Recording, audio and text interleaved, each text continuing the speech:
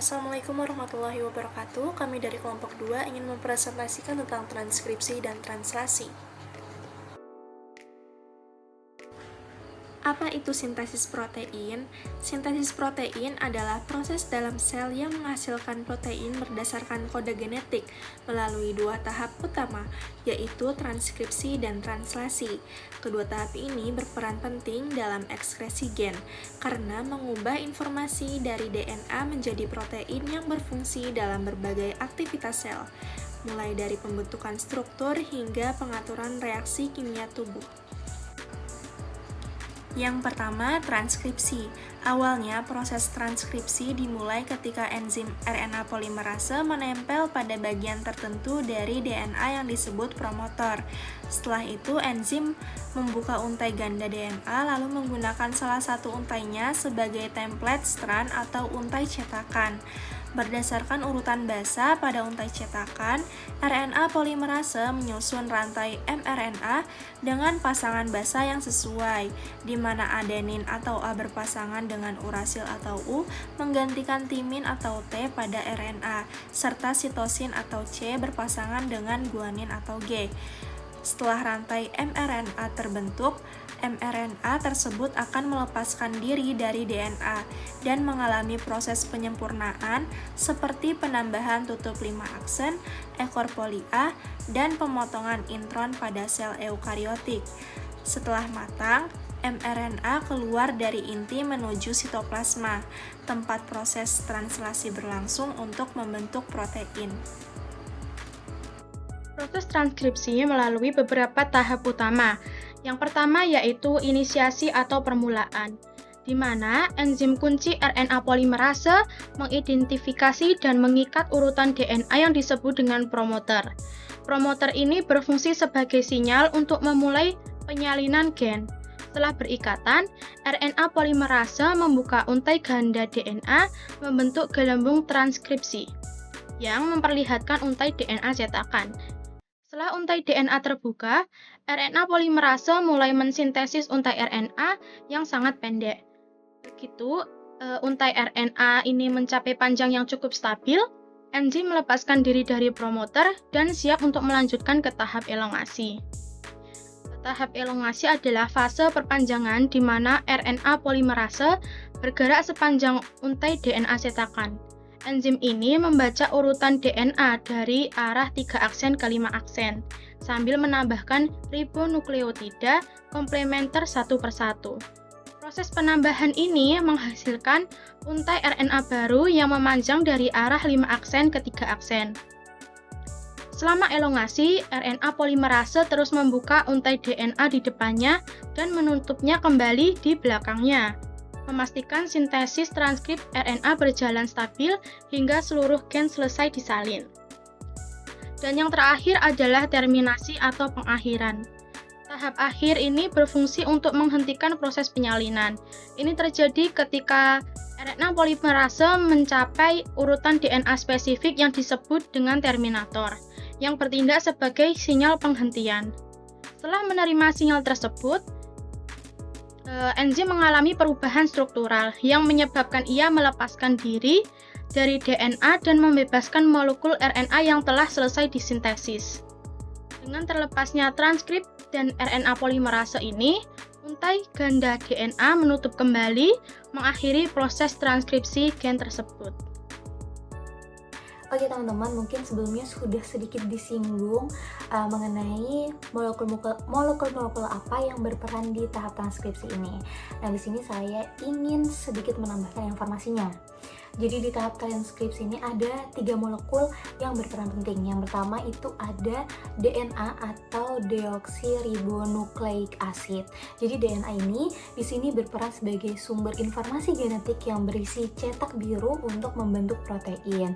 Nah, segmen tertentu dari DNA yang disebut gen nantinya akan ditranskripsi menjadi RNA sebagai langkah awal proses pembentukan protein. Lalu molekul yang kedua itu ada mRNA atau messenger RNA. Jadi mRNA ini merupakan hasil dari proses transkripsi DNA.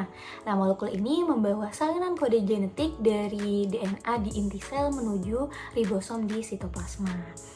Dan yang ketiga itu ada enzim RNA polimerase. Nah, enzim ini berperan penting dalam tahap transkripsi karena dia ini tuh membuka untaian DNA dan mensintesis mRNA berdasarkan urutan basa DNA yang menjadi cetakannya.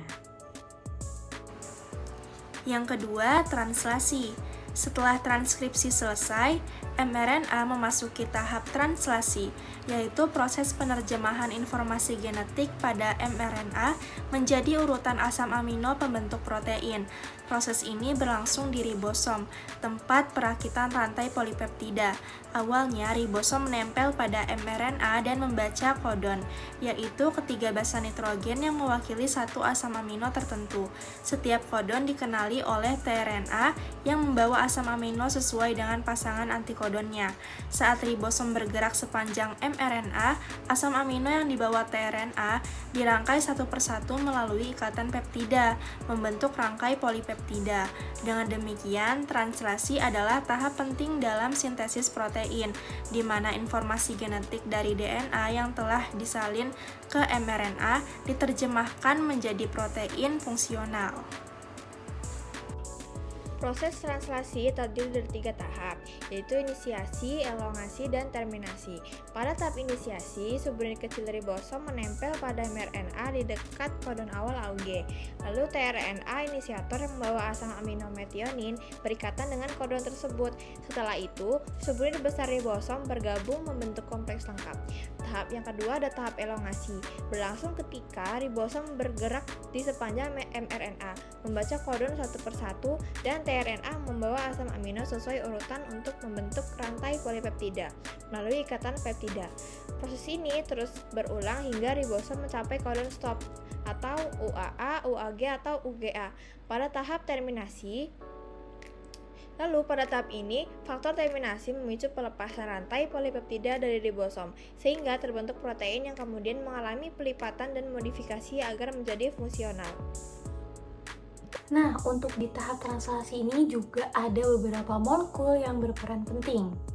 Yang pertama itu ada tRNA atau transfer RNA. Nah, tRNA ini berfungsi untuk mengantarkan asam amino ke ribosom selama proses translasi. Setiap RNA memiliki antikodon yang spesifik yang akan berpasangan dengan kodon pada mRNA. Nah, dengan demikian tRNA ini memastikan bahwa asam amino yang sesuai ditempatkan pada posisi yang benar dalam rantai polipeptida.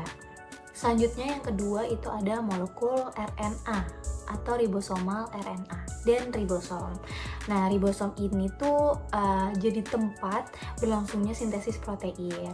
Mungkin untuk lebih lengkapnya akan saya jelaskan di slide berikutnya. Nah, struktur dari ribosom ini tuh tersusun dari RNA, rRNA, dan protein ribosom. Nah, rRNA ini membantu mengatur posisi mRNA dan tRNA serta berperan sebagai katalis dalam pembentukan ikatan peptida antara asam amino. Nah, molekul yang ketiga itu ada mRNA atau messenger RNA. Jadi di tahap translasi ini juga mRNA juga berperan penting nih. Jadi yang tadinya udah terbentuk ya urutan basa pada mRNA-nya itu nanti akan menentukan urutan asam amino yang membentuk protein. Next, mungkin ini sedikit tambahan informasi ya teman-teman mengenai ribosom. Jadi ribosom ini merupakan organel penting yang berperan dalam proses sintesis protein dengan membantu pengikatan antikodon pada tRNA terhadap kodon pada mRNA. Nah, organel ini tersusun atas 2 subunit, yaitu subunit besar dan subunit kecil yang tersusun dari protein dan ribosom RNA atau rRNA.